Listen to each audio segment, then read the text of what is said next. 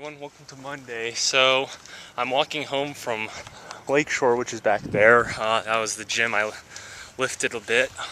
So as I said in yesterday's vlog, I went to my first day of the CU science camp thing today as volunteering, and I mean, it was the first day of the camp, so it was a little chaotic as you'd expect.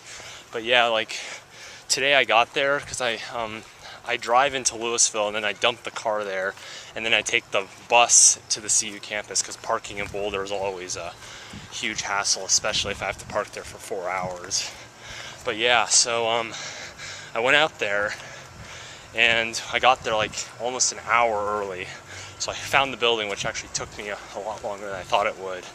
And I found the building and no one was there. And I was kind of like, huh, it's weird. And like 15 minutes before the class started, still no one was there, and like students in the class had already started arriving and stuff. And yeah, so finally the instructor came out, and like he had a shortage of supplies, so I had to make a bunch of calls to get people to bring stuff like notebooks and stuff. And I also didn't have my uniform, my t-shirt then, so that also had to be brought over, but it all worked out. And today the camp that I'm doing, it's called Girls in STEM. It's called Maker Lab or something like that.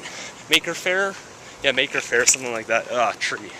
But yeah, and what it is basically kind of like I don't want to say like a shop class because that doesn't really sound like science, but I mean it's like thinking through the design process, like engineering and solving problems, building things, and it'll be pretty fun.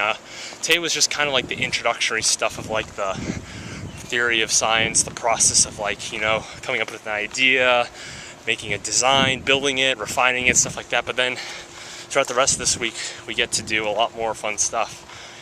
For example, I'm almost home. For example, one thing is I get to learn how to weld and like build stuff out of wood. Like you get to make a wooden box, which was switch hands. This hand was getting a little tired.